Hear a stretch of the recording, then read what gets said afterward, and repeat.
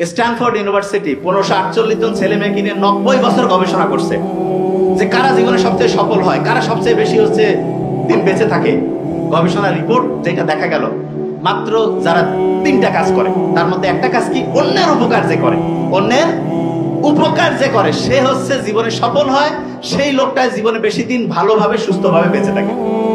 তাইলে 3000 বছর আগে যেটা বলছে, আর স্ট্যানফোর্ড ইউনিভার্সিটির যে 90 বছরের 1548 জন ছেলে মেয়েকে নিয়ে গবেষণা, মিলছে না? কোরআন, ইসলাম, মুহাম্মদ সাল্লাল্লাহু আলাইহি ওয়াসাল্লাম কি বলছে? অন্যের ক্ষতি করো নাকি?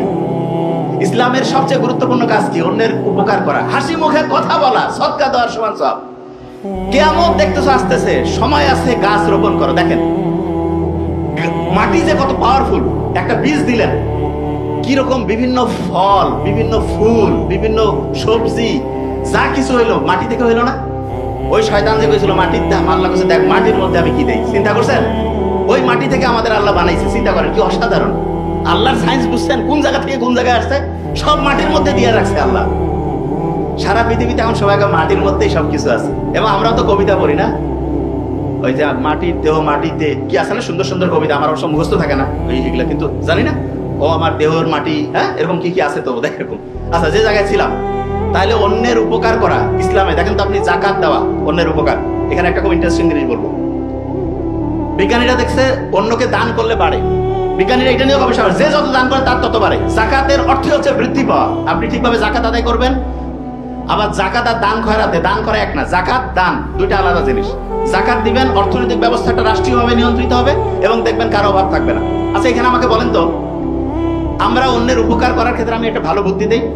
সুদ ভিত্তিক যে অর্থনৈতিক ব্যবস্থা আছে, এটা যদি ধ্বংস করতে চাই আমরা, সুদ, তাহলে সবচেয়ে গুরুত্বপূর্ণ হচ্ছে অন্যকে ধার দেওয়া। অনেকের বোধহয় মাথা গরম হয়েছে যে ভাই ধার দেওয়ার কথা বলছে। ইসলাম দান করলে যে সওয়াব, ধার করায় তার চেয়ে বেশি সওয়াব দিয়েছে। দেখেন আল্লাহ কত সাইন্টিফিক। আল্লাহ চায় না যে তুমি একজনকার দান দাও, একজন অপমানের সাথে খুব নিম্ন স্তরে জীবন চলে। নো, আল্লাহ চাচ্ছে যে তুমি অন্যকে উপকার করো, তাকেও কাজ করার সুযোগ সৃষ্টি করে দাও। তাহলে অন্যকে ধারের সিস্টেমটা যদি আমরা ঠিকভাবে চালু করতে পারতাম।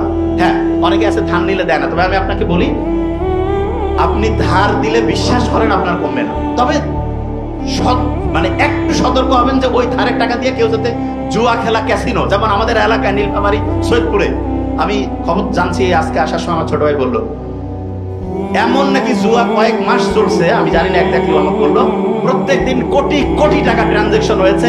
অনেকে নাকি 50,000 70,000 টাকা লোন নিয়ে ওই যে পুরস্কার পায় 30-40 লাখ 50 লাখ টাকা, আর মানুষ নাকি 40,000 50,000 টাকা লটারি 10 টাকা যদি লেগে যায় ওই নেশা করছে। এবং আমি শুনে অবাক হয়েছি যে বিভিন্ন বাহিনীর লোকেরা নাকি এটাতে পেট্রোনাইজ করছে। জানি না সত্যি মিথ্যা, যদি এটা হয় যারা উপরের আছে তাদের এটাতে খুব সতর্ক হওয়া উচিত। সারা দেশের কোথাও জুয়া যদি লাইগা যায়, যে 10 টাকার লটারি, এগুলো আল্লাহ নিজে বলছে শয়তানের কাজ। এগুলো থেকে আমরা যদি বিরত থেকে এটা মাথায় রাখতে হবে। এবং অন্যায়ের প্রতিবাদ করা, এইটাও কিন্তু একটা উপকার। খালি অন্যকে আপনি উপকার মানে কি, অন্যায়ের প্রতিবাদ করা, এইটা সবচেয়ে সেরা উপকার। এবং এই কাজটা করা আমাদের খুবই দরকার। ওকে, তাহলে অন্যের উপকার করা এটা ইসলামের মৌলিক কাজ। দেখেন ইসলাম যে সারা দুনিয়া জয় করছে উপকার করে। এবং আমাদের একটা প্রত্যেকের ভিতরে একটা ইচ্ছা থাকা উচিত যে ঠিক আছে, একটা লোককে আমরা যখনই পারবো ধার দিব, বাকি চাহিয়া লজ্জা দিবেন না। সবচেয়ে ফালতু একটা কথা এটা। হ্যাঁ, কিছু লোকের নেচার খারাপ আছে, তবে আমরা চেষ্টা করবো দোকানে না গিয়েও পারস্পরিক যাতে বাকির যে মানে ধার দেওয়াটা, এটা উদ্বুদ্ধ করবো। এটা খুব ভালো বললাম, সত্যি কথা।